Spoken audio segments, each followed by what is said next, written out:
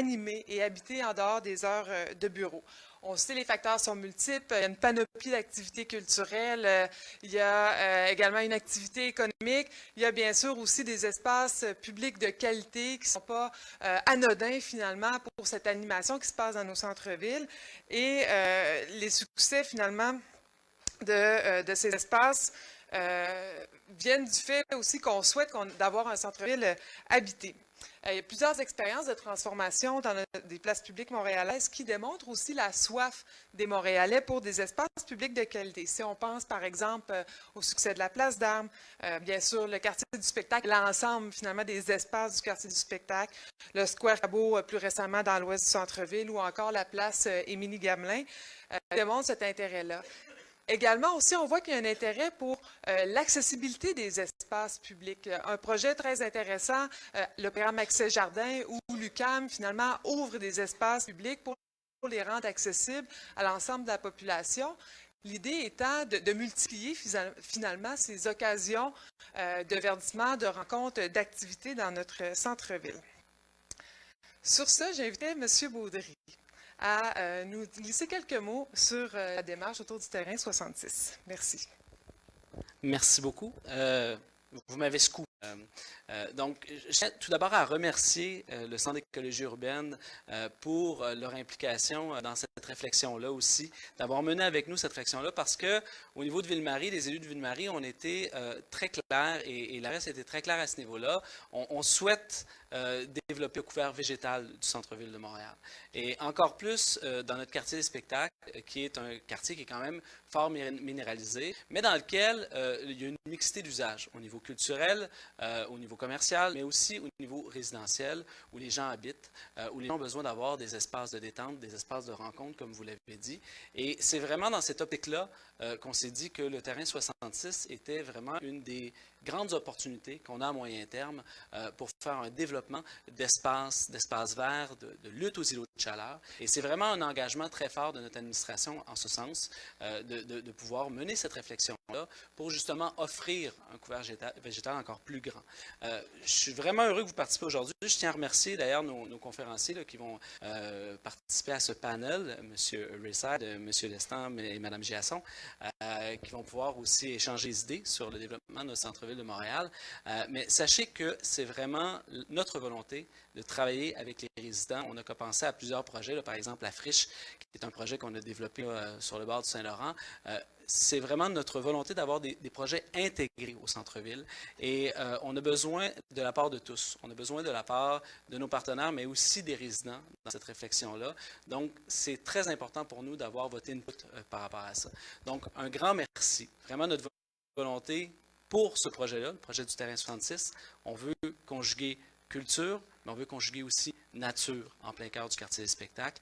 Donc, en espérant que la réflexion mènera à des idées géniales, extraordinaires, qui sauront convenir à tous. Et encore une fois, un grand merci pour votre participation.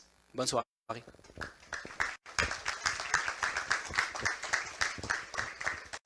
Merci, M. Baudry. Nos trois invités ce soir vont aborder les enjeux et les défis d'aménagement inhérents aux espaces publics dans les centres-villes et plus spécifiquement à ceux du quartier des spectacles. À travers les saisons, les divers moments de la journée, ces lieux publics sont utilisés par une diversité de personnes pour une diversité de motifs, se détendre, nourrir, écouter de la musique, jouer, se rafraîchir durant l'été, éventuellement bientôt se divertir durant l'hiver aussi avec Lilo Clark et également travailler, bref, une multitude de fonctions. Nos trois panélistes vont essayer de nous éclairer sur des stratégies, des principes d'aménagement, des activités de programmation pour essayer de tirer le meilleur parti de ces espaces qui sont à vocation multiple dans un centre-ville. Cette conférence de ce soir, elle se situe dans une démarche de transformation en espace vert du terrain 66. C'est le terrain de stationnement au nord de la place des festivals. Donc, j'en présenterai tout à l'heure les grandes lignes. Ce sera notre déroulement de la conférence. Donc, on aura une présentation des démarches de co-design, la présentation des panélistes. Chacun des panélistes sera invité sur 3 perspectives qu'on leur a demandé d'explorer avec vous ce soir, à présenter leur point de vue, puis à alimenter notre réflexion. Et par la suite, il y aura discussion, échange avec le panel et nous terminerons avec échange avec le public aussi. Donc, vous aurez aussi l'occasion de vous engager dans cette conversation ce soir. Dans le cadre du processus de co-design pour la transformation du terrain numéro 66, on a souhaité faire une conférence. Pourquoi? Bien, on s'est dit, c'est un espace qui est tellement symbolique, qui est un espace aussi au cœur de notre centre-ville. Ce serait une belle occasion peut-être de prendre un recul ou de se donner des idées, de finalement, plutôt qu'être directement sur le terrain, réfléchir ensemble, s'inspirer, souligner des enjeux, de sorte par la suite à mieux s'y plonger pour réfléchir à cet espace. Les idées qui vont être partagées ce soir lors de la conférence vont orienter, on le souhaite, vont influencer la réflexion et vont venir finalement l'alimenter pour l'avenir de ce lieu central au quartier des spectacles. Le processus de co-design du terrain 66 a été entamé par l'arrondissement Ville-Marie et l'objectif est de cerner les orientations d'aménagement pour ce site exceptionnel. Au cours de l'automne 2018, diverses activités vont permettre de récolter les attentes. Certaines d'ailleurs sont bien en cours et vont également permettre de récolter les besoins, les idées des résidents, des utilisateurs, des institutions riveraines pour l'aménagement du futur parc. Les résultats de la démarche vont justement servir à nourrir le processus de conception et de design. Il s'agit, avec le terrain 66, d'une occasion de créer ensemble un nouveau parc, un îlot de fraîcheur, un espace de détente en plein cœur du quartier des spectacles. Le Centre d'écologie, depuis 20 ans, on a permis à des milliers de citoyens de participer à l'aménagement de milieux de vie. Et dans ce cadre-ci, on travaille avec l'arrondissement Ville-Marie pour révéler l'ampleur du site, connaître les besoins et les attentes, identifier aussi avec les professionnels des scénarios antérieurs et également des scénarios prometteurs pour le futur et bien sûr de cerner des principes et des orientations d'aménagement. Cette démarche-là, qui se déroule depuis grosso modo la fin du printemps jusqu'en décembre, permet d'effectuer un travail préparatoire à la conception et aux étapes qui s'en viennent pour le développement de ce site. Je vous mentionnais, plusieurs activités ont déjà eu lieu. Des kiosques de consultation sur le site, 250 personnes, travailleurs, résidents, des gens qui l'utilisent ont été sondés. Des entrevues aussi avec les acteurs clés, parce qu'on sait qu'une des conditions de succès du quartier des spectacles, c'est justement cette force partenariale et de concertation autour d'un espace public. Donc, entrevues avec les acteurs et également, tout en parallèle aussi, une démarche sur Réalisons Montréal, où les gens sont amenés à commenter en ligne et toujours aussi, Réalisons Montréal reste ouvert également tout au long de la démarche. Les démarches, dans le fond, ce que je mentionnais, il y a eu plusieurs étapes clés sur la démarche. Donc, les kiosques de consultation. Ce soir, la conférence pour se donner des inspirations et avoir un regard de haut vol, finalement, sur ce terrain. Par la suite, il y aura un atelier de co-design le 30 octobre. Et, comme je mentionnais, tout au long aussi, la démarche Réalisons Montréal en ligne. Et au début décembre, porte ouverte pour présenter, discuter des orientations, des résultats de la démarche jusqu'à ce stade-ci. Plongeons-nous maintenant sur le terrain 66. La place des festivals a nécessité l'implantation d'une large surface d'espace minéralisé pour ne pas créer d'obstacles visuels. On comprend bien selon la fonction du lieu. Et l'intention, comme je mentionnais, de l'arrondissement maintenant est d'offrir un lieu de détente verdoyant aux résidents et travailleurs. La transformation du site, elle vise à créer un îlot de fraîcheur au sein de cette portion qui est fortement minéralisée du centre-ville. Et les objectifs du projet, comme on le mentionnait, d'accroître le couvert végétal, d'encadrer la place des festivals avec un espace public accessible, d'offrir aussi aux résidents un nouvel espace de détente en plein cœur du quartier des spectacles et tisser des liens aussi avec les différents espaces verts actuels et futurs du centre-ville. On peut se permettre de penser justement au programme Accès Jardin notamment. Il y a mais il y a toutefois aussi des balises d'aménagement qui sont énoncées par l'arrondissement autour de ce site. Donc, la transformation du stationnement en parc, le couvert aussi végétal prédominant, aucun équipement de la STM et aucun stationnement. Donc, voici les paramètres avec lesquels on avance dans ce projet. On vous a remis à l'entrée, il est également aussi disponible en ligne si vous souhaitez le consulter, un portrait qui vise finalement à permettre d'identifier les grandes lignes du site, les enjeux, les partenaires, comment le contexte aussi de ce site-là, comment ça se déploie dans le quartier des spectacles. Vous allez y trouver, par exemple, et on n'ira pas dans le détail de chacun de ces éléments-là, mais par exemple, les promenades qui encadrent le site, les enjeux parce qu'il y a l'édicule de la station de métro également, les parcours piétons, cyclistes aussi qui viennent finalement accompagner, pas accompagner, mais cerner le site. Donc, vous avez l'ensemble, grosso modo, du contexte du site et ce document-là vise à nous permettre d'avoir une vue globale et avoir finalement aussi un départ commun sur une réflexion pour la suite des choses. Il permet aussi, ce document-là, d'avoir une loupe sur le site et de venir dire où est-ce qu'il est exactement ce site-là. Donc, au nord du boulevard de Maisonneuve, sud de Président Kennedy, rue Lery. Si on sort à l'édicule du métro, on sort directement sur ce site-là et qui est bordé également par l'avenue Jeanne-Mance. Vous situez certainement tous ce site et je crois que si on faisait un test à main levée, tout le monde est déjà allé à ce site-là. J'ai presque le goût de la faire. Qui est déjà allé sur ce site-là? Et c'est rare qu'on a une unanimité comme celle-là, mais je pense qu'on connaît bien tous. C'est là d'où encore justement son importance, je crois, dans la démarche de notre centre-ville. Mais vous savez aussi, parce que vous êtes tous allés, que c'est un site qui a aussi son nombre de défis et d'enjeux. D'une part, ce site-là, par exemple, pendant la majorité de l'année, il ressemble à ceci. 68 espaces de stationnement gérés par Stationnement Montréal en location longue durée. Et grosso modo, c'est une superficie de plus ou moins 7 terrains de tennis, pour vous donner un aperçu de la grandeur. Pendant environ 70 jours de l'année, le site, par exemple, ressemble à ceci. Il est utilisé notamment par les festivals comme étant un lieu d'entreposage, un lieu également d'installation.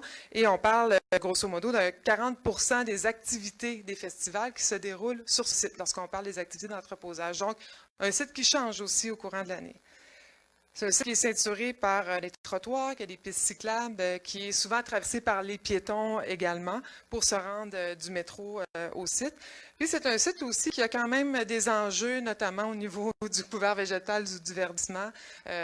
On peut voir ces images éloquentes. Il y a certainement d'autres enjeux. Mais c'était l'idée vraiment un peu de faire un bref survol sur le site et finalement comment on peut travailler pour aller plus loin avec ce site-là.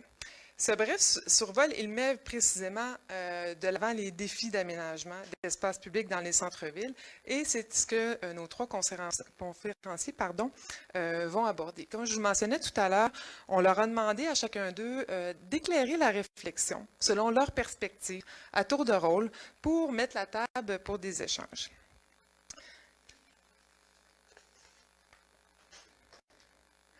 Donc, je vais vous présenter nos trois conférenciers qui, se passent souvent dans la présentation, mais je pense que c'est important de bien mettre la table aussi pour tout le monde. D'abord, je suis très contente que Mme Isabelle Giasson, présidente de l'Association des architectes et paysagistes du Québec, soit avec nous ce soir. Mme Giasson a piloté de nombreux projets de transformation de places publiques dans le centre-ville de Montréal, notamment la place Normand-Bétume et l'entrée Pile du Parc du Mont-Royal.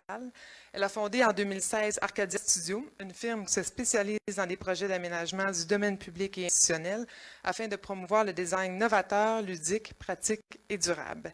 Comme je le mentionnais, depuis 2015, Mme Giasson est présidente de l'Association des architectes paysagistes du Québec, où elle s'implique sur de nombreux comités professionnels. Et d'ailleurs, je salue la présence aussi du directeur de l'association qui est avec nous ce soir. Isabelle a abordé l'identité du lieu public, les composantes de son attractivité et des exemples aussi de pratiques d'aménagement. Par la suite, M. Lesage, urbaniste et associé principal de Daou Lestage, prendra la parole. M. Lestage dirige depuis 1988 une équipe multidisciplinaire. Il agit à titre de chargé de projet de design principal pour la conception, la coordination et la réalisation de l'ensemble des projets de design urbain, d'architecture de paysage et de design industriel, ainsi que pour certains des projets d'architecture de l'agence. L'agence a été un acteur important du déploiement du programme particulier d'urbanisme du quartier des spectacles à partir de 2008. Nous avons demandé à M. Lestage d'aborder la vision originelle du quartier des spectacles, les choix pour l'aménagement des espaces publics, les relations entre espaces publics, activités limitrophes et la le défi qu'on a pu voir tout à l'heure de la cohabitation aussi des différentes fonctions. Enfin, M. Ron Rayside, architecte et fondateur associé chez Rayside Labossière, viendra de son côté, aborder la question des espaces publics comme support aux activités culturelles et communautaires, la cohabitation des différentes populations, la question du développement social, de l'exclusion, de la privatisation, marchandisation de l'espace, et parce que M. Rayside qualifie sa pratique aussi d'urbanisme social. Depuis plus de 30 ans, M. Rayside collabore avec les acteurs communautaires des quartiers centraux de Montréal afin d'élaborer une vision de développement urbain qui tienne compte des enjeux sociaux et qui répond aussi aux besoins des préoccupations des citoyens. Il a été impliqué dans de nombreux projets, le site de l'Hôtel-Dieu, le site de l'Hippodrome Bleu-Bonnette, le redéveloppement de nombreux sites également dans le quartier Centre-Sud. Alors, ce seront nos trois panélistes qui vont mettre la table pour cette réflexion. Donc, à ce stade-ci, la parole est à vous. J'invite Mme Giasson à démarrer les présentations.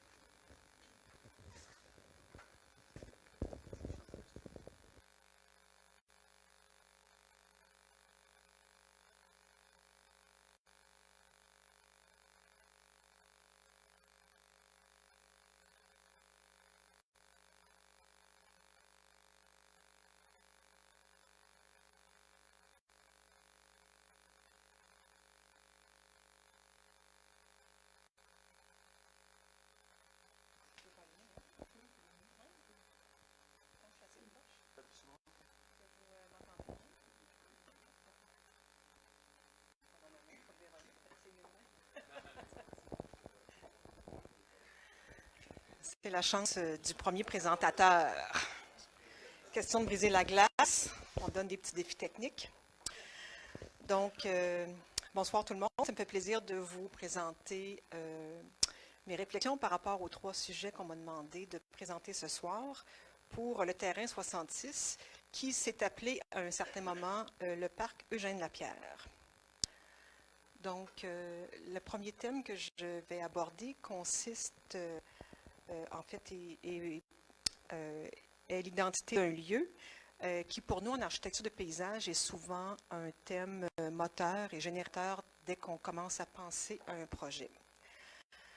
Parlons d'abord du terrain, ici, qui est indiqué sur le site web de la Ville de Montréal, dans le portail concernant le quartier des spectacles, où on dit que ce terrain était autrefois considéré comme un parc, mais dont la majeure partie est constituée d'un terrain de stationnement, est désormais disponible au développement immobilier. Alors ça, c'est un statement qui probablement date déjà de quelques mois parce qu'on parle quand même depuis un certain moment de le convertir en parc, mais cette phrase-là est toujours sur le site web de la Ville de Montréal. Donc on comprend qu'il y a quand même toutes sortes de choses et d'intentions qui se sont passées dans les dernières années concernant différents usages qui auraient pu arriver sur le site.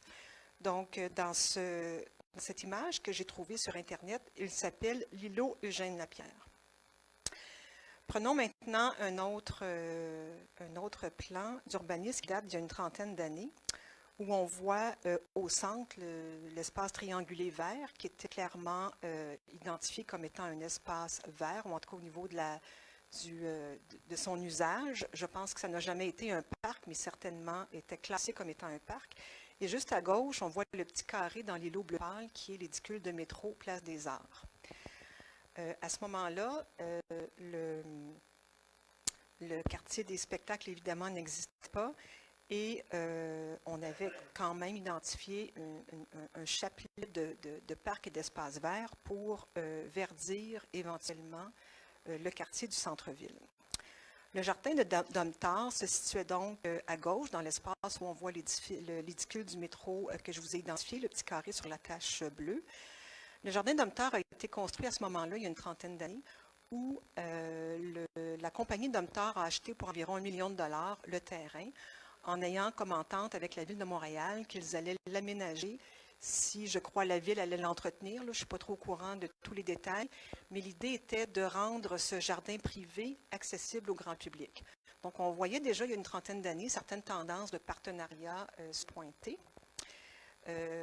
Et une particularité de ça, c'est que ça a permis à Domtar de changer sa porte principale qui était sur le boulevard de Maisonneuve en la mettant dans le milieu du nouveau jardin Domtar. Donc, c'est le D pour Domtar qui apparaît sur la carte à gauche et à droite, le M, c'est l'édicule de métro qui avait été construit précédemment dans les années 60.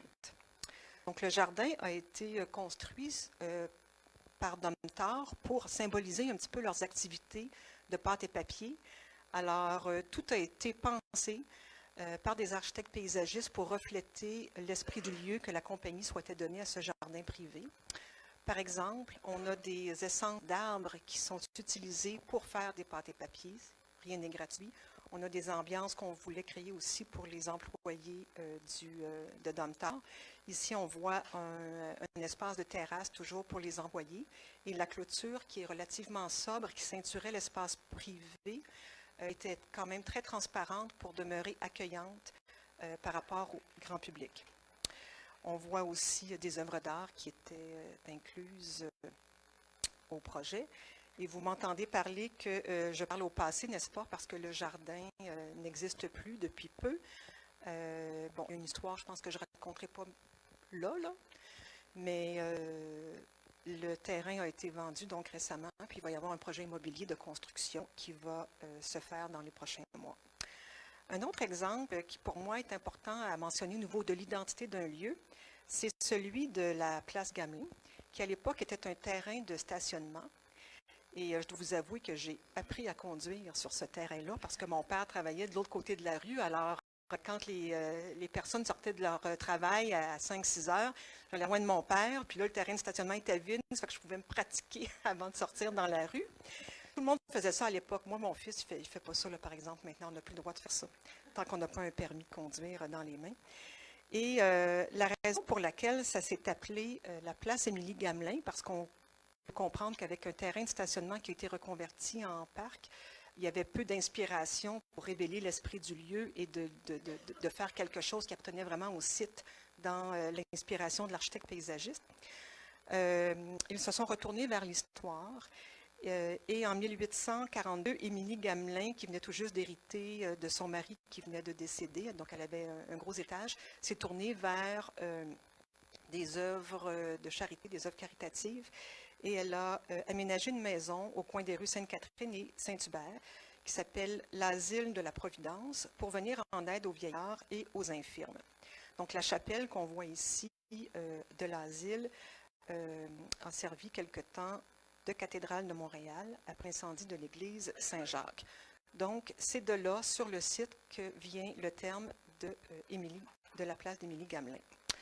On sait que depuis 1992 que ça a été construit, c'est quand même une place ou un parc avec beaucoup de verdure, de la pelouse, parce que dans ma tête, un parc, c'est un peu plus vert pelouse, une place publique, c'est un peu plus minéralisé.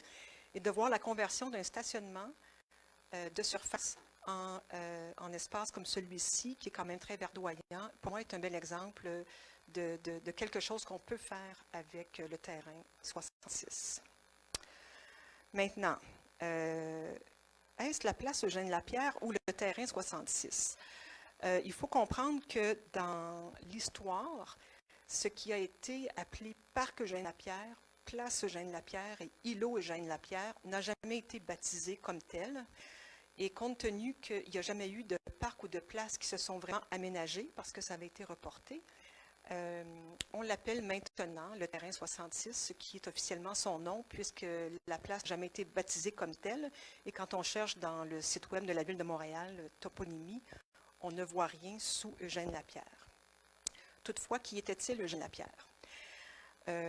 C'était un Montréalais qui a étudié en journalisme et en administration. Il a fait carrière comme organiste, professeur, compositeur, musicographe, administrateur du Conservatoire national de Montréal.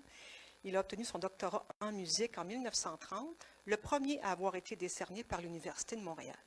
Donc, si la place publique devait s'appeler de ce nom, peut-être que nous pourrions nous inspirer de cet individu, mais je pense que ça n'arrivera pas. Donc, l'inspiration du lieu par rapport à son identité, pour moi, c'est important de faire des recherches, de regarder, de fouiller, de trouver des choses originales pour faire en sorte que quand on aménage un lieu, ce qu'on décide de faire là, ça va là et ça ne va pas ailleurs. Il ne faut pas qu'on puisse construire le même parc, la même place publique dans une autre ville ou 10 coins de rue plus loin parce que ça ne va pas ailleurs. Pour s'inspirer vraiment du lieu, il faut faire des recherches, il faut fouiller et il faut révéler en quelque sorte le génie du lieu et c'est ce qu'on aime faire évidemment comme architecte paysagiste. Le deuxième thème qu'on me demande d'aborder, ce sont les composantes qui font l'attractivité d'un lieu public. Alors, je vous présente aujourd'hui ma boîte à outils. Premier élément, comme attractivité, il faut verdir. Dans ce cas-ci, on est pleinement là-dedans. C'est un quartier, évidemment, qui est très minéralisé et on souhaite en faire un jardin pour les citoyens en grande priorité. Donc, verdir est important. Écouter, c'est ce qu'on fait en démarche de consultation publique pour vraiment comprendre et connaître quels sont les besoins des personnes qui vont l'utiliser. Dans ce cas-ci, principalement les citoyens. Investir pour avoir un projet de qualité.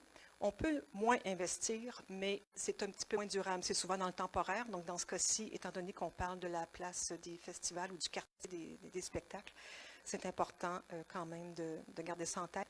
Moi, j'aime beaucoup m'amuser dans les espaces publics et dans les parcs. J'ai notamment étudié en récréologie dans une ancienne vie. Alors, je suis toujours en train de chercher c'est quoi qu'il y a de fun, là, puis où on peut vraiment... J'aime ça quand quelqu'un rentre dans un espace, puis je le vois sourire, je le vois sentir quelque chose, quand on a des émotions qui nous amènent du plaisir, pour moi, c'est un espace public qui fonctionne et s'amuser, ça fait partie de ça. Éduquer, on a souvent un aspect éducatif, évidemment, dans nos projets. Négocier pour avoir notamment des partenariats publics-privés, comme je l'ai montré tout à l'heure. Sécuriser pour avoir une place où on ne se blesse pas et où les architectes paysagistes ne sont pas poursuivis. Bouger, c'est évidemment une tendance de plus en plus importante avec les problèmes de santé, d'obésité, etc., que l'on connaît dans notre société. Et finalement, oser pour innover. Alors, moi, je m'inspire beaucoup quand je fais des projets des 12 critères de qualité de l'espace public que Jan Gehl a développé. Puis je vous donne ce truc-là, là, si vous voulez y faire référence, parce que c'est quand même un tableau qu'on voit souvent dans les livres, les présentations, les sites web. Je m'amuse souvent à prendre les 12 critères et je prends un site qui m'est donné. Je l'évalue sur une grille par rapport à chacun des 12 critères. Et quand je présente mon projet d'aménagement à mon client, je lui dis, voici, il passerait d'une cote de 3 sur 12 à une cote de 9 sur 12. Alors, c'est intéressant comme changement et comme bonification. Le troisième sujet, c'est la place Normand-Béthune, sur laquelle j'ai travaillé il y a plusieurs années, que je vais vous présenter parce que c'est un projet qui était très complexe, qui avait un environnement urbanisé très fort comme celui du terrain 66 et pour lequel on peut peut-être se questionner sur une approche similaire. Alors, ce projet a été fait, en fait, la conception a été faite par François Rioux et Marie-Ève Parent, qui travaillaient avec moi à l'époque. Et pour comprendre le site et lui trouver une identité, on est retourné en arrière pour voir de quoi avait l'air la place Normand-Béthune avant qu'elle soit une place publique. Donc, c'est le petit triangle rouge qu'on voit en haut à gauche, une place publique triangulée, vraiment entourée de voies véhiculaires, qui, à l'époque, en 1960, n'existait pas parce que le boulevard de Maisonneuve, à cet endroit-là, n'existait pas. On a dû le percer pour construire le métro et on s'est donc retrouvé avec des espaces, des côtés de maisons, donc des murs mitoyens, qui sont devenus des façades sur le boulevard de Maisonneuve, ce qui a créé une situation très différente de la façon avec laquelle on a l'habitude de travailler. Alors ici, en rouge, on voit les côtés de mitoyenneté qui ont été créés en perçant le boulevard de Maisonneuve. Donc, la place Normand-Béthune, qui avait été créée plus tard dans les années 60-70, après le percement du boulevard de Maisonneuve, était entourée, disons, d'un environnement urbain peu homogène avec plusieurs particularités difficiles avec lesquelles il fallait composer pour qu'elle vienne bien prendre son identité dans la place. En 2005, il y a eu le plan directeur du quartier Concordia qui a été fait, où là, il y a eu la première intention de redessiner la géométrie de rue pour repositionner la place Normand-Béthune dans un secteur nord et un secteur sud. Et par la suite, la Ville de Montréal a ajusté légèrement la géométrie de la rue pour faire ce qu'on connaît aujourd'hui. On avait donc ici une superposition pour vous montrer le triangle de la place publique où il était avant et avec sa redistribution, ce que ça donne. Ce qui fait qu'avec les deux rues qui ceinturaient l'espace avant, on avait beaucoup d'infrastructures souterraines. Les lignes bleu foncé, c'est Bell Canada. Le triangle rouge, c'est la terrasse d'un stationnement souterrain qui appartient à l'Université Concordia. En jaune, ce sont les égouts. Donc, on ne peut pas planter là où il y a des infrastructures souterraines. Alors, on se retrouve tout à coup avec une condition souterraine de rue, là où on aménageait la nouvelle place publique. Ce qui fait qu'on a dû travailler à l'envers pour ce projet-là. On a d'abord identifié l'organisation des espaces selon ce qui était possible de faire. Et là où c'est indiqué en vert, c'est là où on pouvait planter par rapport aux autres espaces où on ne pouvait pas planter. Alors, ça a donné le plan d'aménagement qui a été réalisé par la suite, qu'on connaît aujourd'hui. Place Normand-Béthune, côté nord, côté sud, donc phase 1 et phase 2. La première partie a été inaugurée en 2009 avec le monument de Normand-Béthune, déposé sur un tapis de granit. C'est quand même amusant. Et ça a été très, très, très, très rapidement approprié par les citoyens. Le côté sud a été inauguré 1 ou 2 ans plus tard. Beaucoup plus de verdure. C'est un petit peu l'îlot de boisé urbain qu'on a développé avec cette intention-là. L'art public était inclus, évidemment. Donc, en conclusion, je veux juste parler que la basilique Saint-Patrick, qui est à proximité, va bientôt devoir se réorganiser différemment parce que les HEC vont construire un nouveau campus dans le centre-ville, ce qui fait qu'une partie du stationnement va disparaître, ce qui est très bien. Par contre, une partie du jardin va aussi disparaître. Il faut comprendre que la basilique Saint-Patrick avait sa porte initialement orientée vers le Vieux-Montréal parce que c'était avant que le centre-ville se développe. Donc ici, la porte d'entrée principale donne sur de la Gauchetière alors qu'elle est peu connue des gens parce qu'on y accède habituellement maintenant par le boulevard René-Lévesque. Donc, un espace quand même très verdoyant dans le centre-ville, un projet qui a gagné un prix de l'Association des architectes paysagistes du Canada, qui révélait les traces du passé avec une maison ancienne qui était pour accueillir les femmes ayant eu des enfants dans l'illégitimité. Et le projet, évidemment, faisait partie d'une nouvelle vague, là, quand ça a été fait il y a une vingtaine ou une trentaine d'années, par rapport à révéler les traces du passé sans tout détruire. Donc, c'est un peu dommage quand même qu'on laisse ça tomber pour construire le nouveau bâtiment des HEC. Une petite partie sera préservée, mais ce que je veux vous dire par cet exemple-là, c'est qu'il y a beaucoup d'espaces verts dans le quartier du centre-ville de Montréal, comme le Jardin d'Homme-d'Art et comme la basilique Saint-Patrick, qui perdent des espaces verts. On n'en a plus de poumons verts dans le centre-ville. Et de s'assurer que la nouvelle place publique sur le terrain 66 soit largement verdie, c'est prioritaire à mon avis. Je conclus en vous disant que pour ce projet, il faut verdir, mais il faut aussi travailler avec l'eau qui est notre ami, pas notre ennemi, parce qu'on parle beaucoup de verdissement, on ne parle jamais de bleuissement. C'est impossible d'avoir des arbres si on n'a pas d'eau. Il ne faut pas voir l'eau comme étant notre ennemi parce que souvent, on ne profite pas de l'eau de pluie qui tombe, qui va ramasser des saletés dans la rue, des eaux qui vont devenir un petit peu polluées avec les polluants, disons, que l'eau va ramasser sur la rue, ou encore le sel de déglaçage que ça va ramasser l'hiver. Pour moi, ce n'est pas une raison. Il faut utiliser l'eau de pluie énormément davantage et arrêter d'ajouter des systèmes d'irrigation automatiques qui sont artificiels et qui ne vont pas dans le sens de la ville qu'on veut reconstruire. C'est tout pour moi. Merci beaucoup. Merci beaucoup, Isabelle. J'ai invité M. Lesage, soit micro-main ou micro-pied. Celui... Je pense qu'on retient des mots inspirants sur l'unicité des lieux. J'aime bien aussi de penser à l'eau comme notre ami plutôt que notre ennemi, et d'autant avec dans les contextes d'adaptation au changement climatique, je pense qu'on est tout à fait dans les perspectives qui peuvent nous inspirer sur ces thèmes.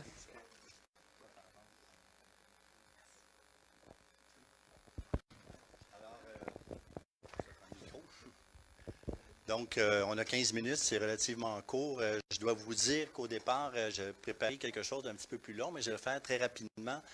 Pour vous expliquer rapidement la pratique d'abord de Daou le stage, ça va vous permettre de mieux comprendre un peu quelle a été la philosophie derrière le développement du projet du quartier des spectacles. Alors, c'est une pratique qui se décline, pratique en aménagement qui se décline de l'urbain à l'objet, ce qui fait que ça nous a amené à travailler d'abord sur la requalification de grands espaces urbains. Alors, les premiers grands projets qui ont été réalisés... Oups, ça marche pas, ça?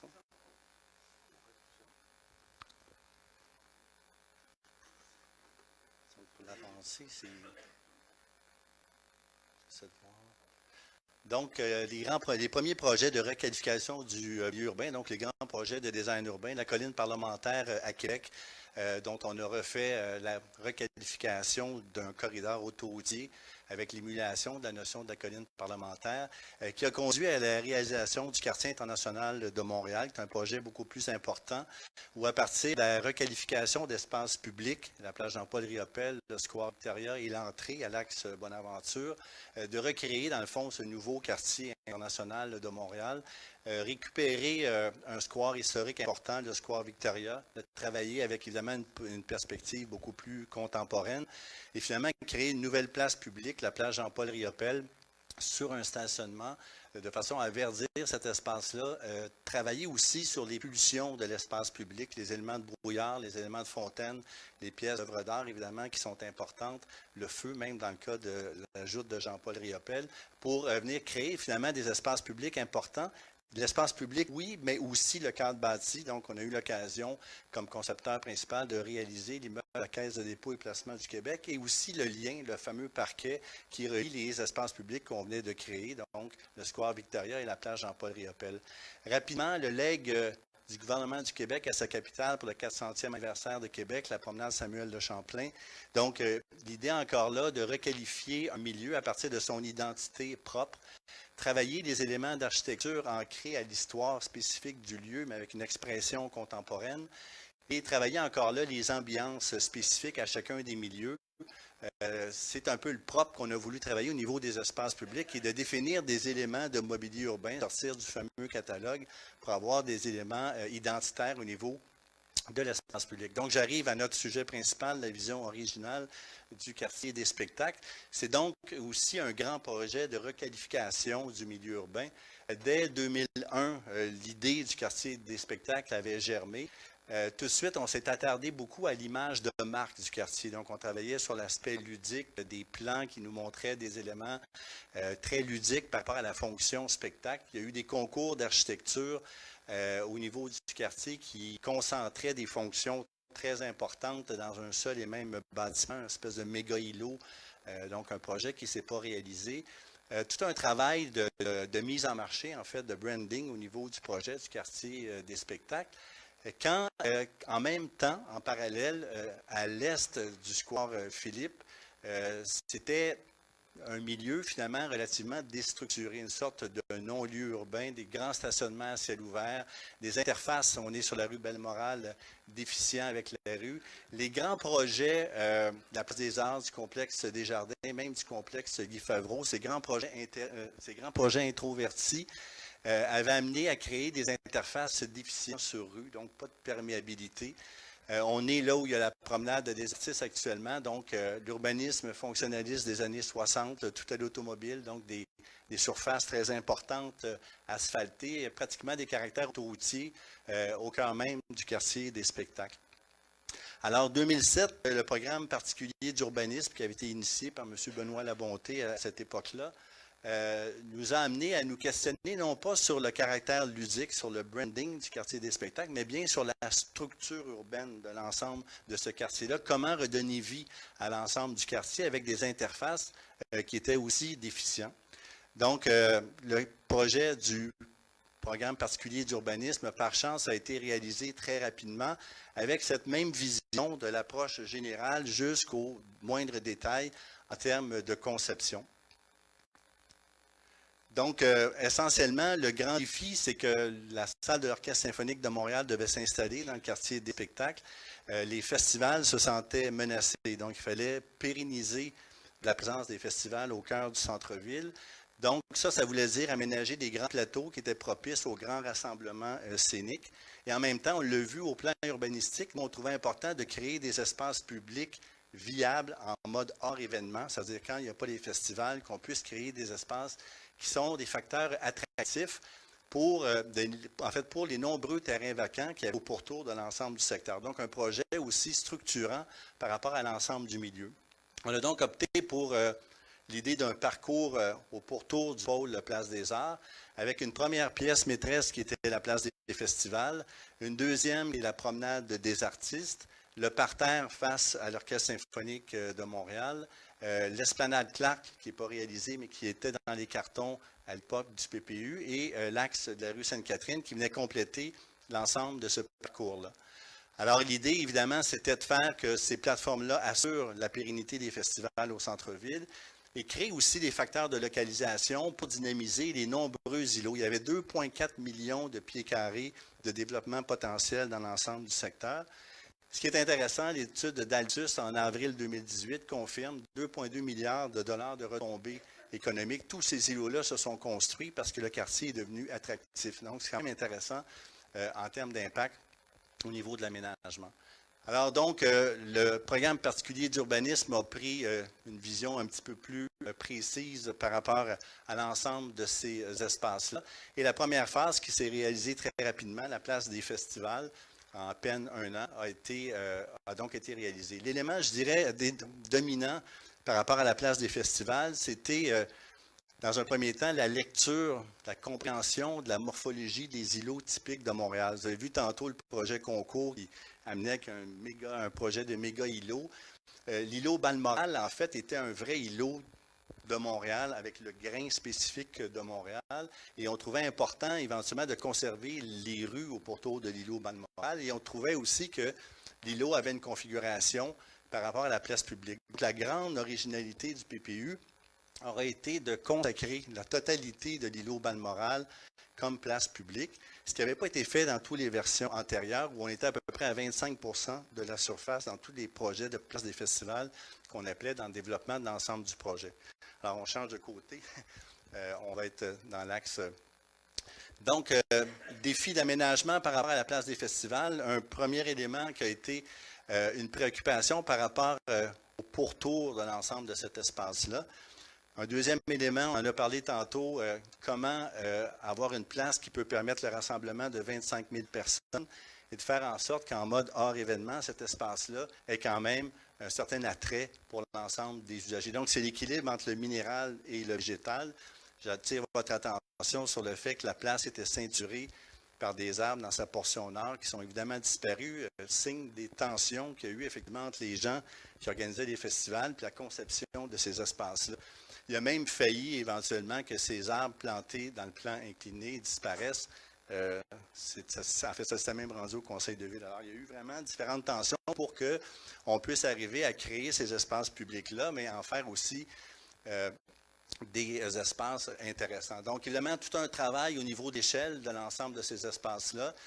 Un travail important, vous allez le voir, de nivellement. Souvent, on juge les projets en plan. Dans le cas de l'îlot Balmoral, vous voyez ici, excusez-moi, vous voyez dans le fond que l'îlot Balmoral était un plateau surélevé par rapport à la rue Jeanne-Mance, par rapport à la rue Sainte-Catherine. Il n'y avait donc aucune interrelation entre la trame urbaine, l'espace de la rue, et le plateau potentiel. Il était donc impératif de procéder à un reprofilage complet de cet élément-là, qui a même entraîné le fait qu'on déchausse l'ensemble des bâtiments le long de la rue Balmoral de près de 2 mètres.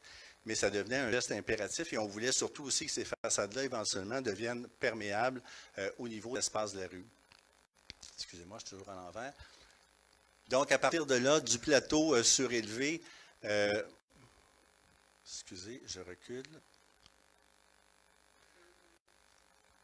Donc, du plateau surélevé, la place des festivals a donc été rabaissée au niveau de la rue et est devenue un espace accessible autant au niveau de la rue Sainte-Catherine que de la rue Jeanne-Mance. Est devenu donc vraiment un espace qui participe à la dynamique au niveau du milieu urbain. Une place des festivals, ce n'est pas une place de la Bourse, elle a un thème particulier. Alors, il était important pour nous que ces plateaux à ciel ouvert sortent d'amphithéâtre, soient coiffés finalement d'un élément référentiel. Donc, les mégastructures d'éclairage ont été dessinées dans le cadre du projet, donc avec notre équipe de design industriel, de façon à assurer, dans le fond, l'éclairage fonctionnel au niveau de la place, mais à en faire aussi un élément, une sorte de marqueur au niveau de la place qui donne finalement la personnalité à la place des festivals en termes de signature. C'est intéressant de voir que les mégastructures, symboliquement, symbolisent le quartier des spectacles dans différents pictogrammes.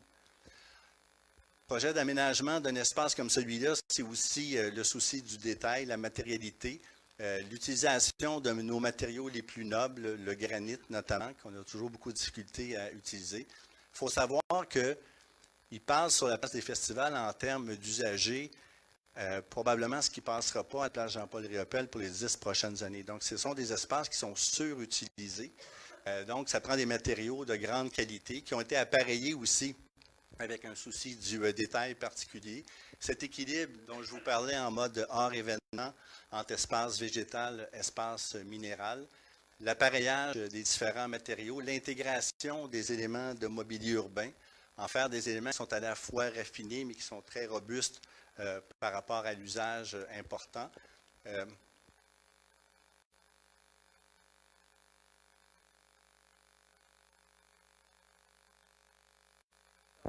Changement.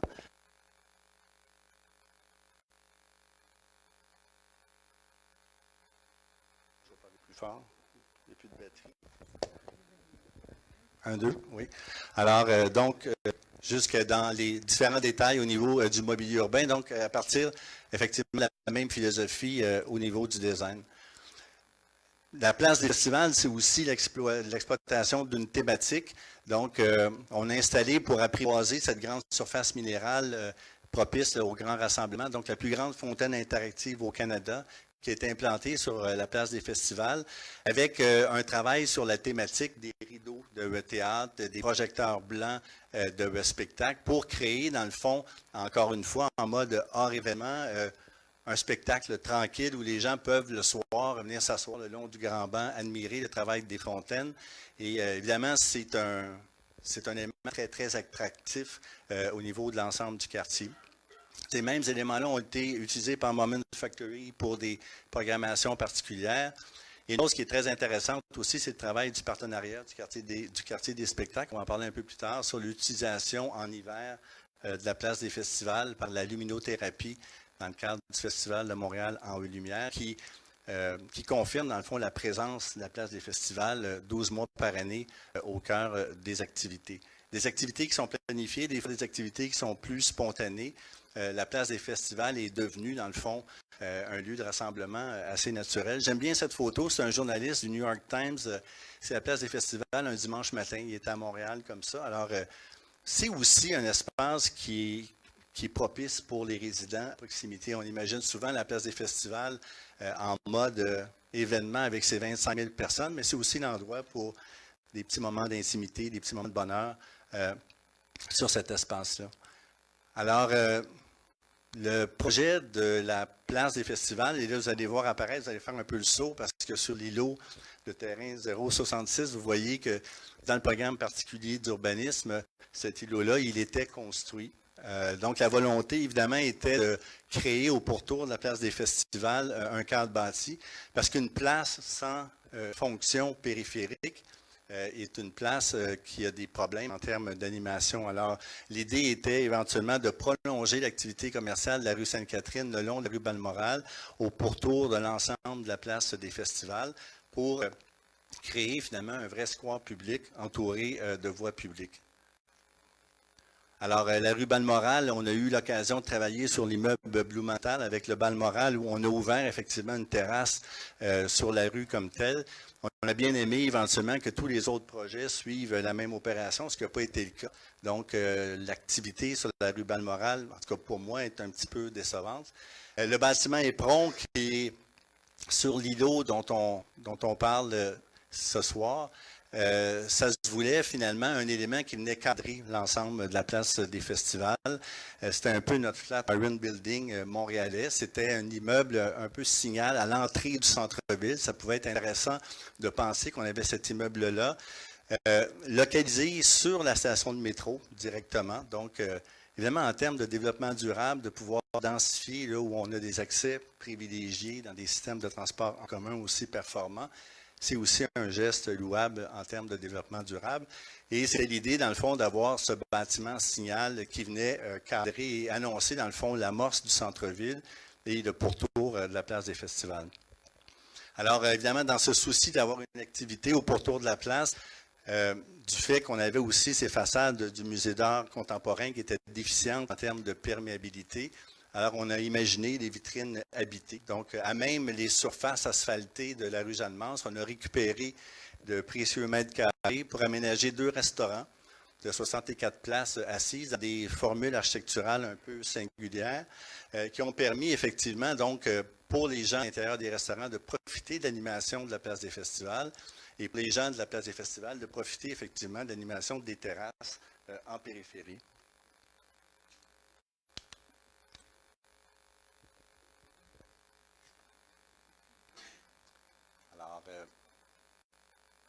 Donc, évidemment, l'ensemble au niveau de la place des festivals.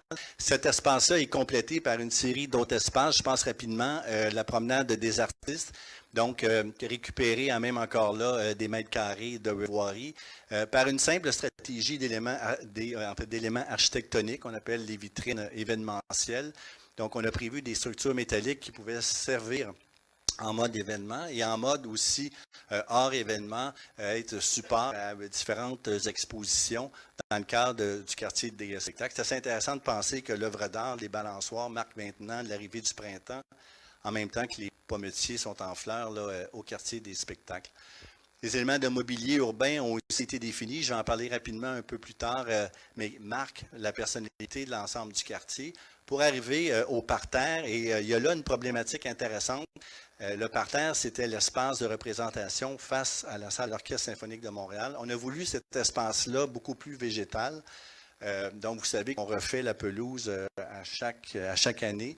En même temps, je trouvais important que cet espace-là demeure sur un tapis végétal comme tel. On a négocié chacun des glétitias qui sont là, qu'on a plantés matures. Il y en a 4, très précisément, pour pouvoir finalement se permettre un minimum de surface végétale en fonction et respecter aussi les impératifs de programmation. Évidemment, des gens qui organisaient les grands festivals. Alors, donc, le parterre prolonge le parcours au niveau du quartier des spectacles. Il y a là aussi une pulsion beaucoup plus discrète. Il y a un élément de brouillard au niveau du parterre. Je termine, il me reste 2 minutes. L'esplanade Clark, donc, qui va être réalisée, qui était dans les cartons, la notion de patinoire. La rue Sainte-Catherine, qui a été aussi réaménagée, qui devient un plateau piétonnier en saison estivale, avec des éléments de mobilier qui sont amovibles, qui viennent boucler, dans le fond, l'ensemble du parcours. Du mobilier urbain inspiré, donc évidemment plus ludique. On parle de fauteuils urbains qu'on peut déplacer au gré des différents besoins. C'était des éléments impératifs qu'on peut appareiller aussi à différentes échelles. Et de la même façon, le mobilier d'éclairage qui s'inspire donc des ponts d'éclairage, qui est fonctionnel, mais qui est aussi thématique par rapport à l'ensemble du quartier. Dernier élément, donc, effectivement, réaliser un projet propice pour sa fonction de quartier des spectacles, mais un espace aussi public agréable pour les résidents, les nombreux résidents qui vont habiter au niveau de l'ensemble du quartier. Alors, la question qui se pose maintenant, on fait un jardin attenant à une série d'espaces publics. Alors, quel sera le caractère de ce jardin-là? C'est ce qu'on va discuter un peu plus tard. Merci. Merci beaucoup, M. Lestage. Je vais passer le micro à Ron Rayside. Je pense qu'on On oublie souvent la transformation. On est tellement habitué de vivre ces lieux-là et des marchés que je regardais ça, je me disais, mon Dieu, c'est vrai, hein, on passait les escaliers pour se rendre à une autre scène, quand on était sur Jeanne-Mance, puis on a l'impression de dire... Je pense qu'on parle de transformation extrême dans ce secteur-là. Ça fait du bien de nous rappeler le chemin parcouru. Notre dernier panéliste, avant les échanges, j'ai invité sur Reside à ce moment-là à prendre... Oui, parfait, oui, il n'y a pas de problème.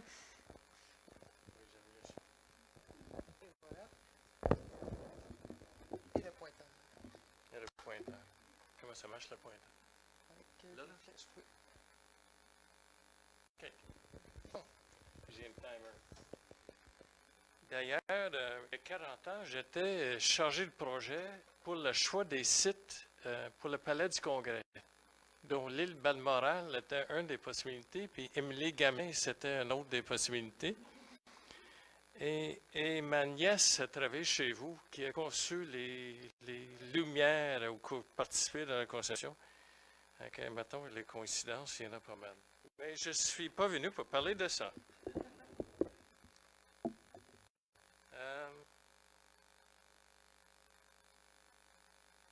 Bien, c'est ça que je ne reviendrai pas. Je ne reviendrai pas sur où est-ce qu'il est, puis un peu minimalement le contexte autour. C'est juste une mini-réflexion qui n'est pas sérieux, mais c'est vraiment c'est une place, l'extension, un peu la partie au sud, le quartier de spectacle, mais en même temps, il y a de plus en plus de résidences autour. Il y a une partie plus intime, le côté gauche, puis une partie qui est beaucoup plus ouverte sur tout le reste de le parcours sur le long de Jeanne-Mance. C'est déjà un peu sa caractère. Mais je suis là un peu pour parler des enjeux sociaux. On va venir tantôt. Ça va être pas nécessairement la grande cohérence de ce que je veux dire, peut-être quelques anecdotes. Mais la cohérence, ma blonde dit que je ne réponds pas toujours à la question posée. C'est un peu les photos de contexte, mais avec les autres présentations, vous l'avez bien vu. Je vais juste ajuster l'angle qui ne veut pas s'ajuster. Oh boy! Alors que les espaces publics comme support de l'activité culturelle et communautaire, puis je vais venir aussi sur...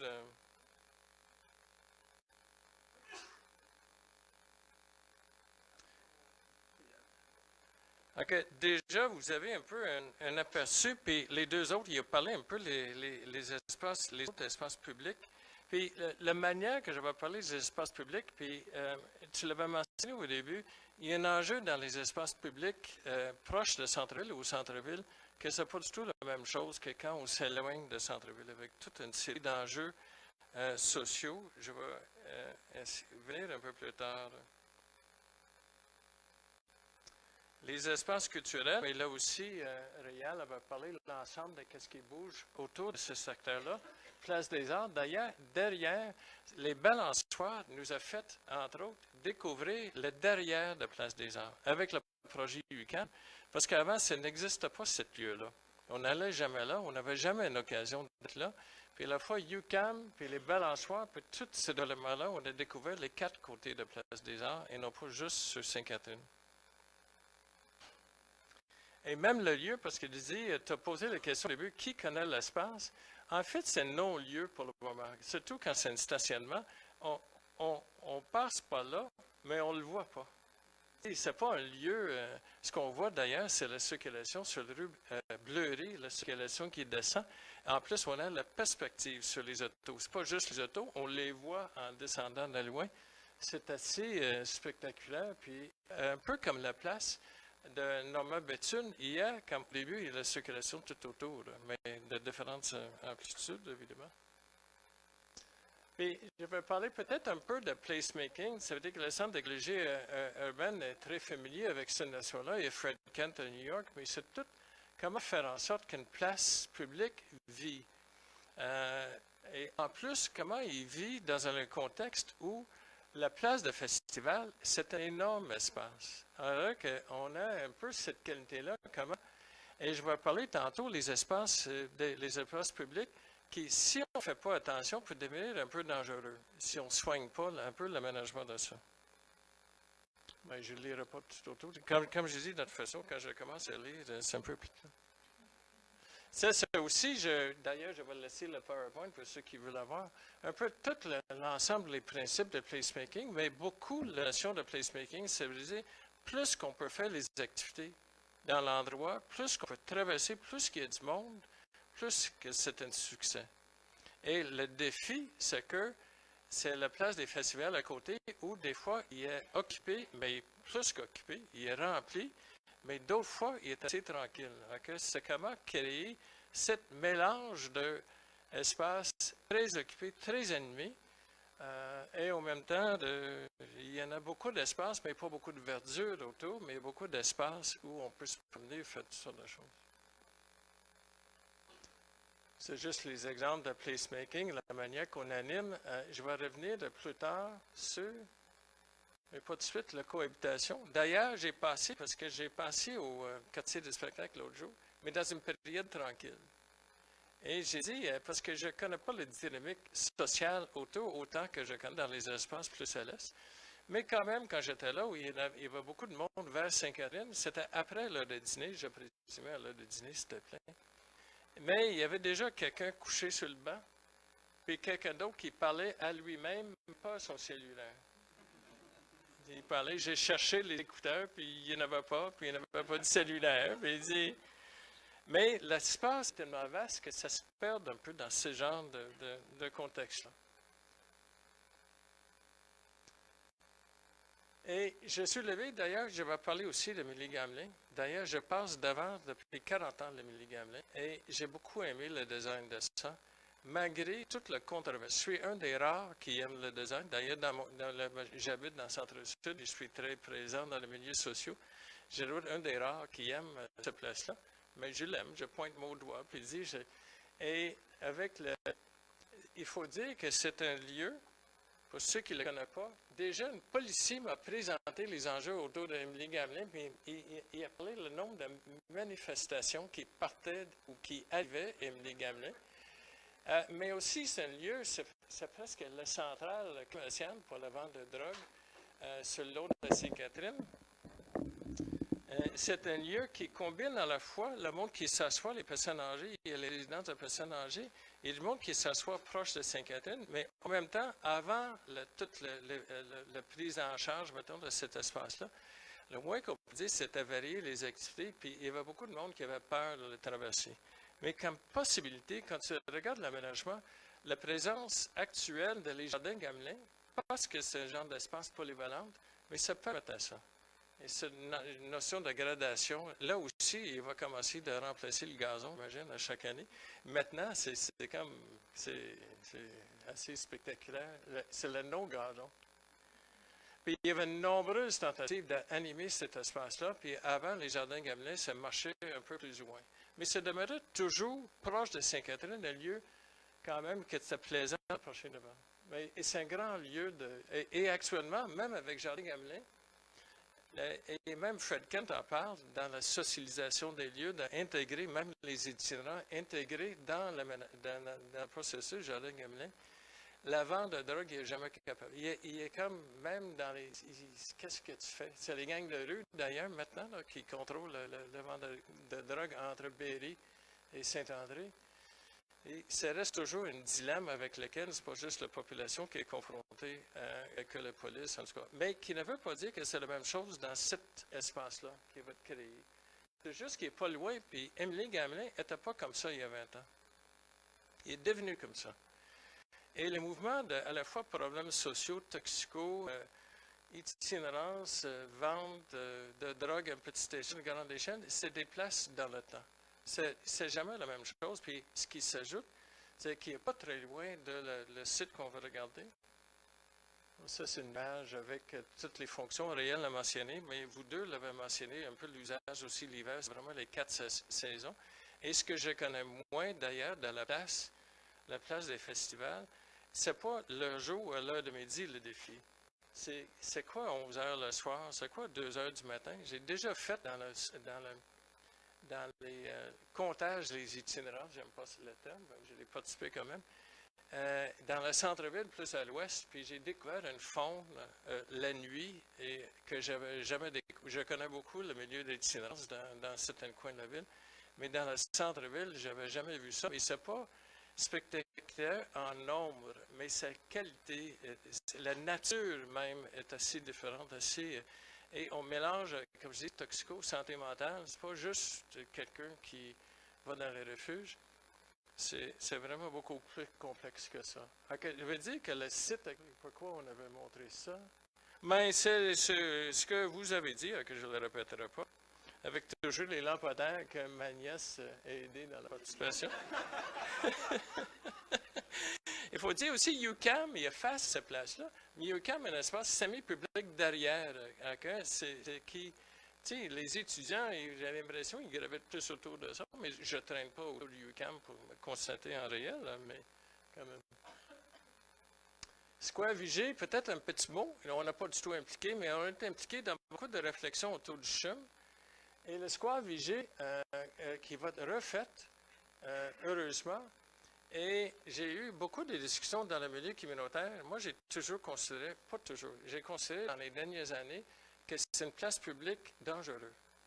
Et qu'avec toute la considération vers une population, les itinérants, puis on essaie d'inclure ces populations-là dans tous les espaces publics, il y a un genre de point de balancier où ça devient dangereux.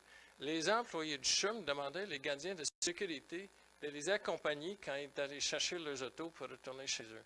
Ça veut dire qu'il y a un genre de point où, si on perd le contrôle de l'espace public, parce qu'en autre, ils voulaient l'animer à l'époque quand c'était conçu avec les kiosques, tu sais, de l'alimentation. Quel kiosque s'implanterait au Square Vigée? Ça veut dire qu'il n'y avait personne autour, il n'y avait pas la population pour soutenir une forme d'activité. Et il y a beaucoup de raccoins dans ces parcs-là. Ça veut dire que quand il y a ces enjeux-là, les raccoins créent une intimité, mais ça peut être dangereux aussi. Tu sais, les arbustes, en termes de verdure, peuvent être bien, mais ça fait, plus à l'est, ça fait les zones où le monde peut se piquer puis faire toutes sortes d'activités entre le minuit et 6 heures du matin, pas nécessairement à grand jour. Vraiment qu'il y a ça aussi, le grand jour. Et c'est juste une question, comment est-ce qu'on soigne un espace? Comment on va le rendre plus sécuritaire pour tout le monde? Et c'est un grand espace démocratique. Il devrait avoir la place pour tout le monde. Oh, ben, Métro Baudry, Colin, oui. Métro Baudry. Ça, c'était les années, avant qu'il refait l'édicule, et parce que je perds la mémoire pour les années, mais c'est la fin des années 90, je crois. Puis le Métro Baudry, c'est pas juste l'intérieur que l'architecture est un peu moche, mais c'était l'extérieur aussi. Puis c'était avant les gangs de rue dans le centre-ville de Montréal, c'était les gangs de motards. C'était la vente de drogue 24 heures sur 24. Le monde avait tellement peur de traverser cet espace-là autour du métro Baudry qu'il voulait le fermer et même voulait faire construire un immeuble. Il voulait éliminer le parc. Il y avait une pétition de 600 noms pour éliminer le parc. Ça, mettons, j'appelle ça une perte de contrôle de l'espace public, le moins qu'on peut dire. Puis on a convaincu le STM et la Ville de Montréal de faire un édicule transparent pour créer moins de recoins puis de réduire la profondeur du parc pour que toute l'activité de Sainte-Catherine contamine d'une manière positive le parc. Et ils n'ont pas créé toutes sortes de cachettes. C'était spectaculaire. C'est encore problématique. Moi, je n'ai pas peur de passer à travers, mais il y a une femme dans le bureau qui a peur de. Elle ne fait plus. Elle fait le tour. Ça veut dire que ça ne finit jamais. Mais je vais parler de la privatisation vers je ne sais pas, fin ou un peu plus tard.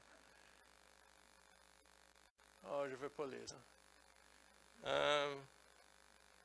Mais la notion de privatisation, je vais donner l'exemple de la Parc Baudry. Puis on a dit, un marché public, c'est une privatisation d'un espace public. Mais dans certains espaces publics, on aime bien les marchés publics. Ça veut dire que des fois, le terme ou le privatisation, c'est plus facile à dire. Et dans le Parc Baudry, c'était rendu tellement moche puis un peu dangereux. On voulait que le café déborde sur l'espace public. Mais la ville, il n'aime pas ça, il n'aime pas, donner le droit à un café de créer une partie d'un parc, mais le monde voulait, parce que c'était une manière d'animer, surtout proche de Sainte-Catherine. C'est de tout faire pour animer cet espace-là. Okay? Ça veut dire que le terme, on dit subjectivement, on dit privatisation, non jamais dans un espace public, mais j'ai dit ça dépend. Ça dépend. Si ça sert à animer un espace, c'est une très bonne chose. Mais c'est ça qu'on voulait dire aussi, les exemples de ça. Je radote des fois. Les espaces éphémères, mais on vit beaucoup de ça avec Jardin Gamelin. Il y a le parc Belle-Rive avec tous les villages éphémères. Mais c'est une autre forme d'animation. C'est une animation travaillée avec du monde sur place. On ne peut pas tout faire ça pour tous les espaces. Il faut que les espaces soient animés par leur propre nature et ce qui est autour, qui inclut ouvrir les façades autour et ouvrir les façades pour animer une place. Ce n'est pas juste mettre les vitres, c'est le va-et-vient. C'est vraiment ouvrir dans tous les sens, que vous avez parlé de le café, mais c'est un enjeu pour autour de la place avec la station de métro. Je n'ai pas vu le projet qui va construire par-dessus, mais c'est essentiel pour animer cet espace-là, que ce soit ouvert, qu'il y ait plus de monde possible qui entre, qui sort, et non pas juste le vitrage. Mais il y a les événements, évidemment, mais les places de festivals, c'est la nature même de l'espace. Mais ce n'est pas les événements qui règlent tout. C'est-à-dire que ce qui arrive, c'est un peu comme Émilie Gamelin qui va essayer à travers les années, la place des festivals, ce n'est pas sa nature même, il y a beaucoup d'activités, mais plus qu'il y a de l'action dans une place, mieux que ça va être. Et plus que les résidents, eux autres mêmes, parce que les résidents, comment ils vont utiliser cette partie-là? Ah, puis c'est le dernier diapo. On a fait devant le bureau, on voulait être profond, puis on participait dans Parking Day, puis on faisait toutes sortes d'événements chaque année dans Parking Day pour occuper la place devant le bureau. Puis une année, d'ailleurs, la police venait à chaque fois pour essayer de nous fermer. Puis, parce que c'est un peu dangereux des fois ce qu'on faisait, parce qu'il y avait les autobus, puis même une ambulance a passé devant pendant que je négociais avec le policier. Mais on a fait venir, tu sais, en campagne, les festivals où tu flattes les animaux, petting zoo, je ne sais pas c'est quoi, on a fait venir une petting zoo, tu sais, à Centre-Sud. Toutes les centres de petite enfance, puis les garderies sont venus pour aller. Nous, on voulait passer un message profond sur l'écologie. Je ne sais pas trop qu'est-ce qu'on voulait dire. Tous les enfants voulaient faire, c'est de flatter les animaux. Parce qu'il y a, tu sais, un petting zoo à plein cœur sur la rue Ontario.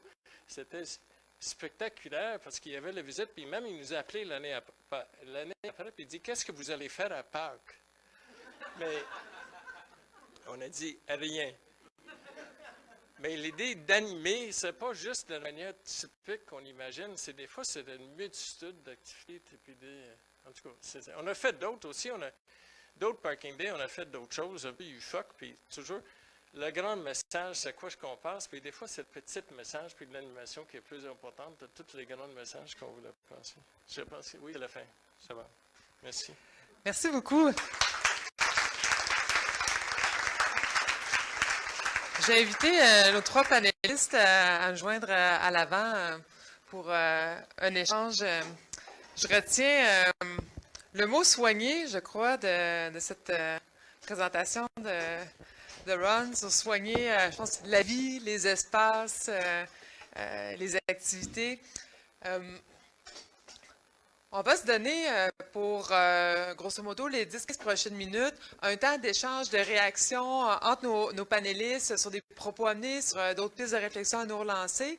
Et par la suite, on aura une période d'échange ensemble avec la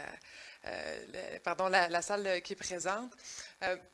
Peut-être d'entrée de jeu, on a trois perspectives qui nous sont présentées, qui se rejoignent sur le propos, mais également ce qu'on a vu par les liens familiaux et de parenté, bien sympathique, tout ça. À partir de ces perspectives-là, lorsqu'on situe la démarche du terrain 66, la réflexion sur les espaces publics, qu'est-ce qui vous apparaît comme étant des actions spécifiques à mettre en œuvre, des choix à mettre en œuvre pour s'assurer de la fonctionnalité aussi de ces espaces-là pendant 4 saisons. On parle aussi de transformer un stationnement. Je pense que l'exemple de stationnement de Berry était fort éloquent sur ce que c'était. Les exemples aussi de M. Lestage, notamment ceux de Québec, auprès de sur la colline parlementaire. Donc, j'aimerais peut-être démarrer la discussion sur des actions spécifiques à mettre en œuvre pour réussir finalement ces lieux-là sur une perspective de 4 saisons dans les centres-villes.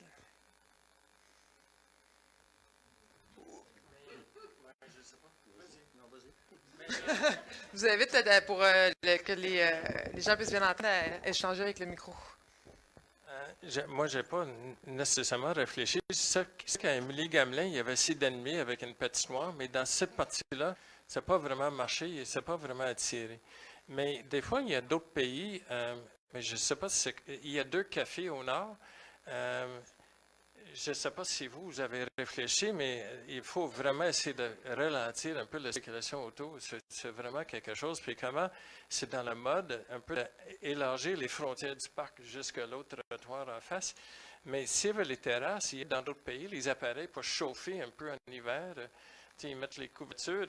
Je n'ai pas vu les couvertures ici en ville encore, mais un peu de reconnaître l'hiver puis de travailler avec pour créer les intimes qui sont soit protégés, parce que l'intimité va dans les 2 sens. Il ne faut pas qu'elle soit dangereuse, et en même temps, on veut une forme d'intimité, puis peut-être une forme un peu plus chaud, créer un environnement propice pour sortir en hiver ou quand il fait beaucoup plus froid. Et d'autres pays le font, mais c'est qu'on a un peu de misère de sortir de nos pantoufles.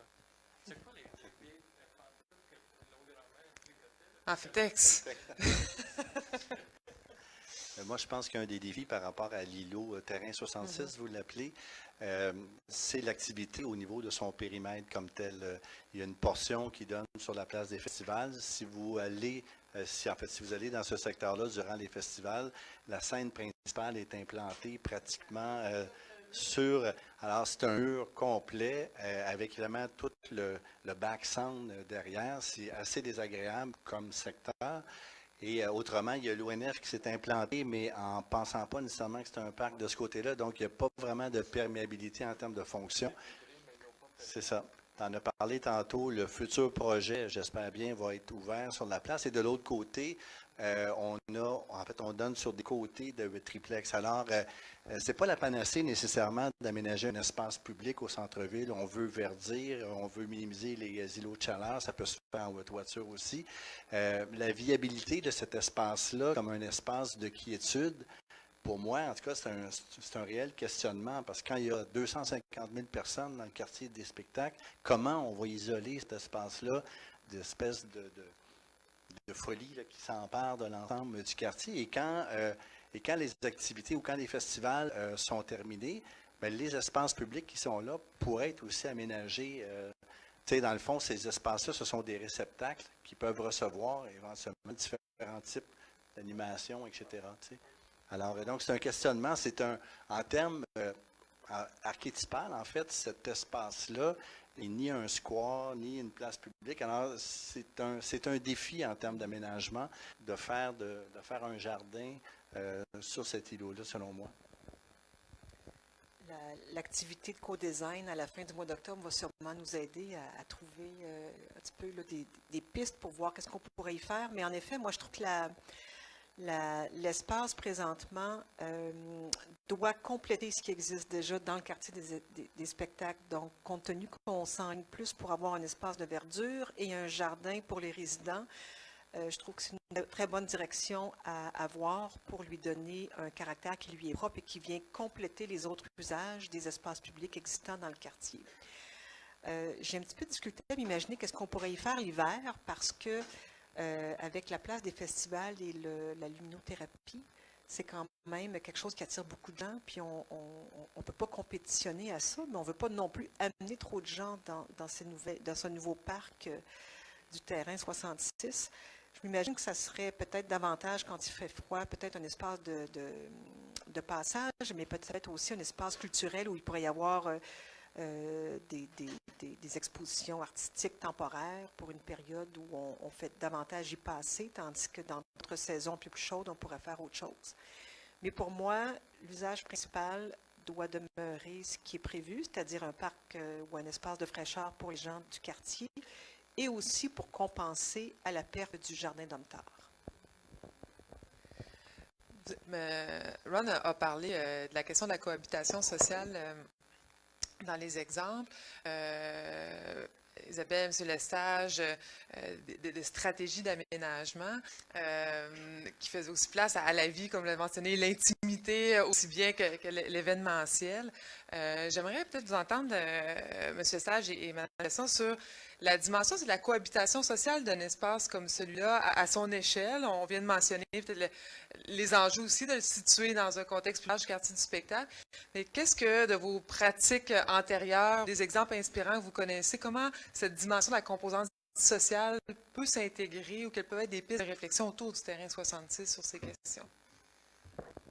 Je pense que Ron, tantôt, a souligné un point que je trouvais intéressant, c'est que comment on peut concilier la notion d'échelle plus domestique d'un espace public avec son côté sécuritaire. Tu parlais des haies, des éléments. À chaque fois qu'on a travaillé au niveau de l'espace public, la notion de la place publique qui est entourée de voies publiques amène un premier facteur de sécurité. On sait qu'éventuellement, il y a des gens qui passent autour de cet élément-là. Donc, comment créer de l'ambiance, quelle masse critique on doit avoir en termes d'aménagement, puis garder cette transparence aussi de façon à ce qu'on ne crée pas des lieux clos qui peuvent être problématiques dans des contextes comme le secteur du quartier des spectacles. Je trouve que l'exemple de la place Normand-Béthune est intéressant parce qu'avant d'être réaménagé, c'était un lieu qui était principalement occupé par les pigeons et les itinérants. Il n'y avait vraiment pas d'autre monde qui fréquentait la place. Alors, quand on crée un aménagement qui est propice au lieu où il s'implante, on vient changer complètement la dynamique et l'appropriation de l'espace, c'est vraiment la clé. Dans notre cas, c'était, disons, la première place publique qui était créée pour servir de point d'ancrage au quartier Concordia. Donc, c'était la phase 1, finalement, du projet du quartier Concordia.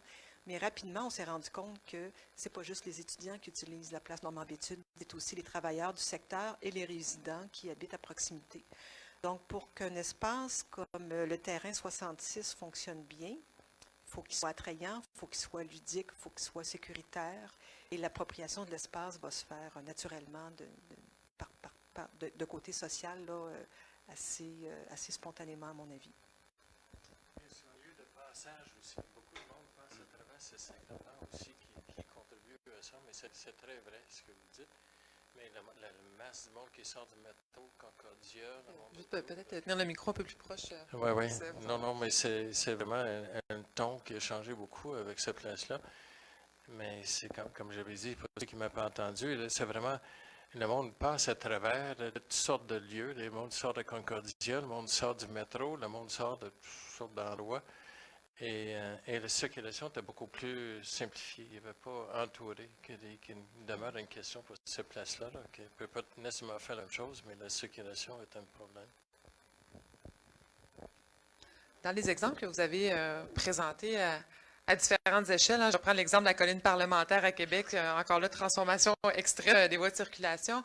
Vous avez, chacun d'entre vous, indirectement, on dirait vraiment glisser l'idée soit de chapelet d'espace vert, de reprendre aussi finalement peut-être de l'espace sur les voies de circulation telles qu'on les connaît aujourd'hui.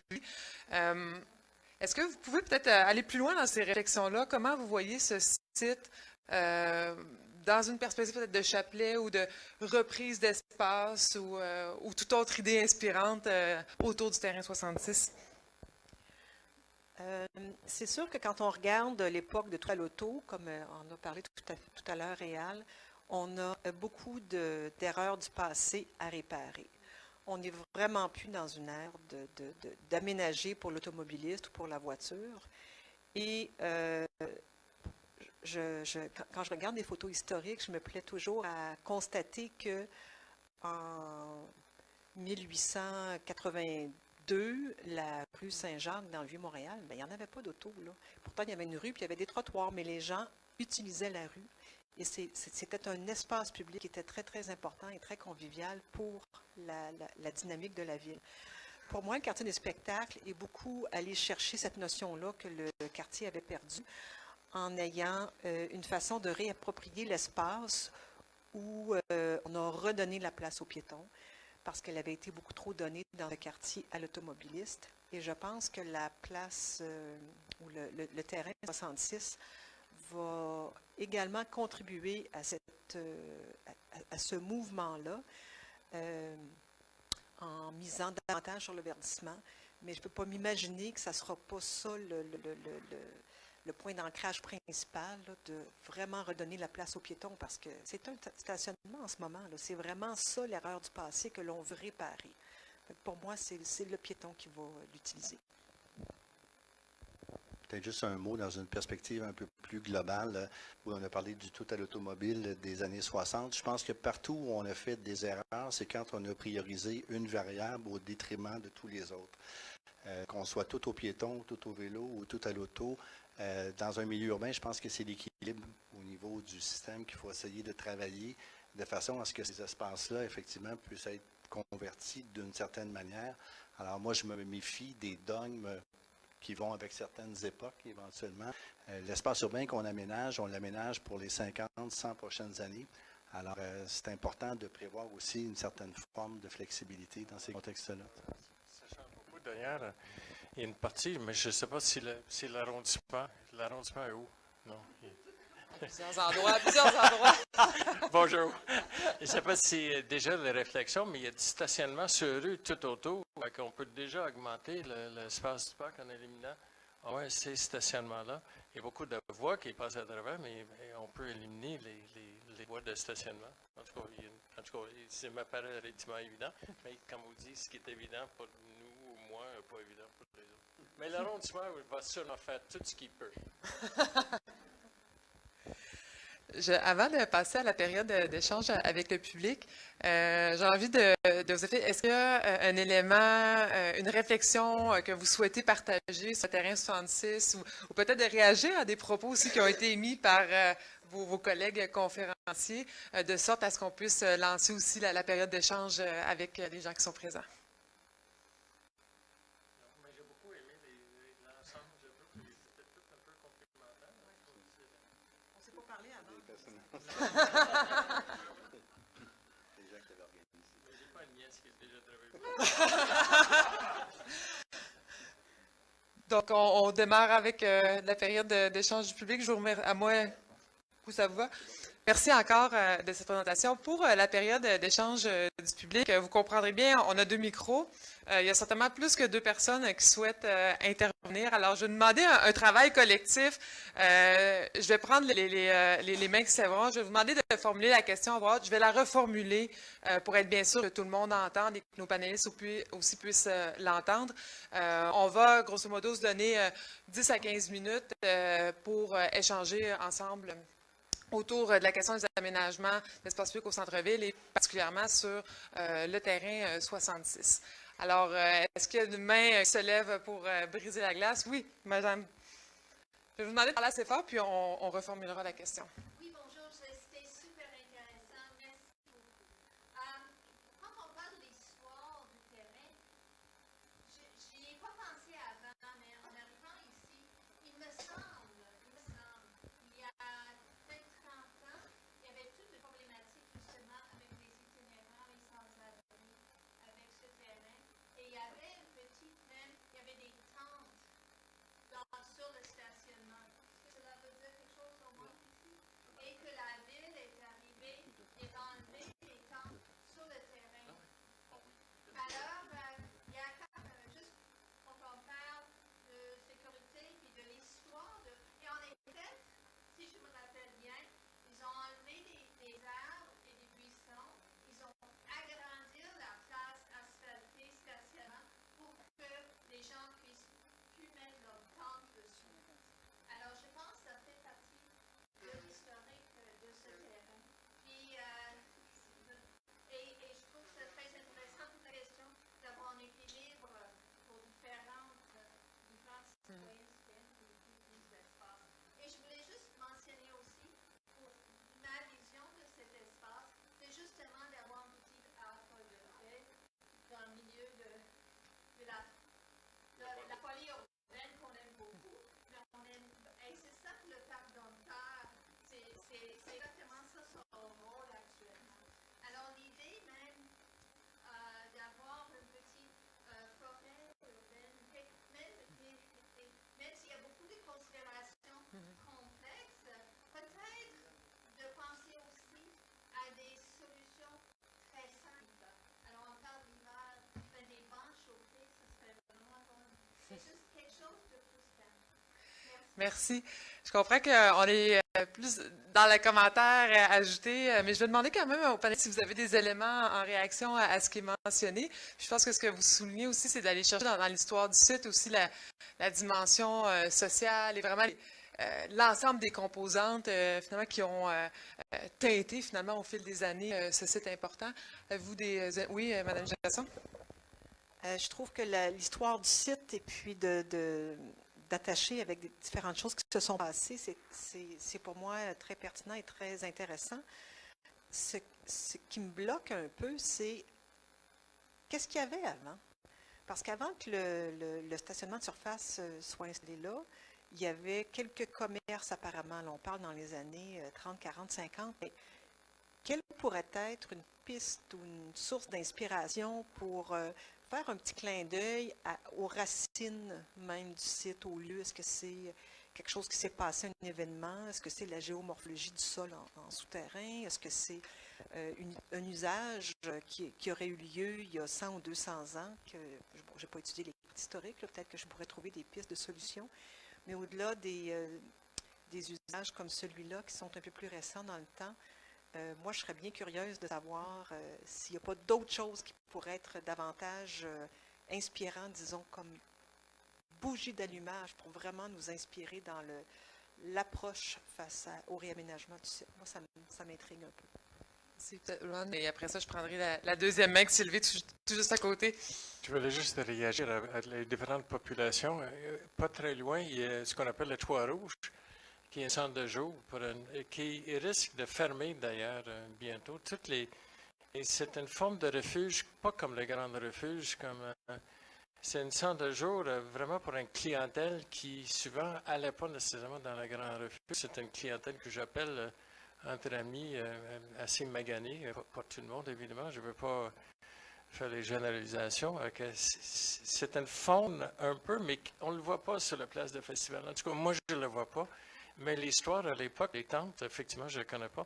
Et les Autochtones, Réal l'a mentionné, les Inuits qui étaient beaucoup autour de Squacabo. Et maintenant, il y a un lieu de café qui était animé par le journal itinéraire. Puis mais il avait déjà lu un article, les Inuits, ils ne voulaient pas être animés. Ils voulaient juste avoir un lieu. Mais c'est ça la complexité. C'est plein de bonnes intentions tout le temps, hein, mais des fois, ça marche, des fois, ça ne marche pas.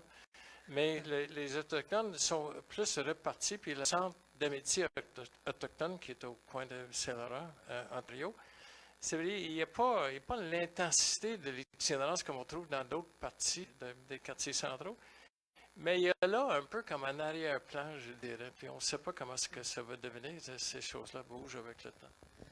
Merci. La voisine à côté, oui, la mec s'est levée, et monsieur ensuite. Mais moi aussi, tout au long de la discussion, la phrase que j'ai faite, c'est une forêt urbaine. Parce que quand je promène dedans, dans cet espace, je l'adore, mais c'est tellement développé. Puis avoir l'espace pour aller dans une promenade, pour une forêt, à respirer, ça fait du bien. Mais une autre raison, et j'en parle assez de parler des changements climatiques.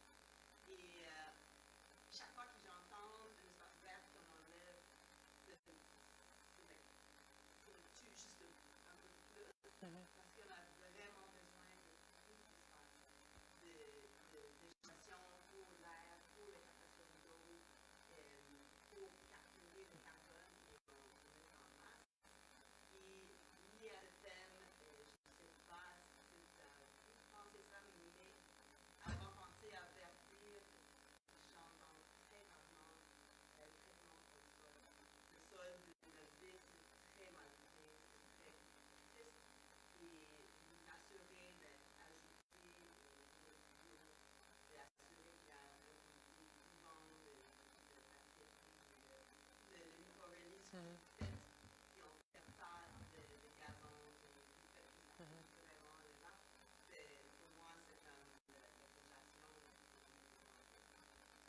Merci pour ce commentaire bien senti genre, sur l'attachement de ce lieu-là. Je me permets de glisser quelques idées clés et je passerai la parole à monsieur. On parle de forêt urbaine, d'endroits. Moi, j'entends sérénité dans vos propos aussi. Puis, je pense que vous avez nommé la question au sens très large, de la biodiversité également, puis de stratégie, de résilience aussi par rapport au changement climatique. Ce sera, j'en profite aussi pour inviter les gens à l'atelier de co-design au 30 octobre parce que ce sera, je pense, une occasion justement pour aller plus loin sur ce type de proposition. J'invite monsieur ici, une question. Oui.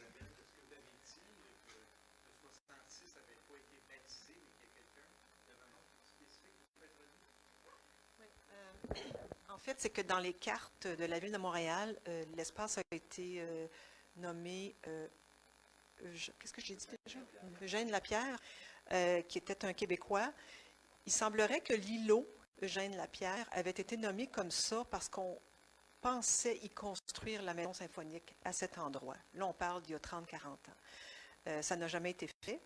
Et je devine que c'est la raison pour laquelle on avait attribué ce nom-là à cet endroit-là. Mais dans la toponymie de la Ville de Montréal, ça n'a jamais été officialisé et compte tenu que l'espace public n'a jamais été construit comme un parc ou une place publique, il n'y a aucune raison de garder ce nom-là aujourd'hui puisqu'on va en faire un parc qui n'a rien à voir finalement avec ce personnage.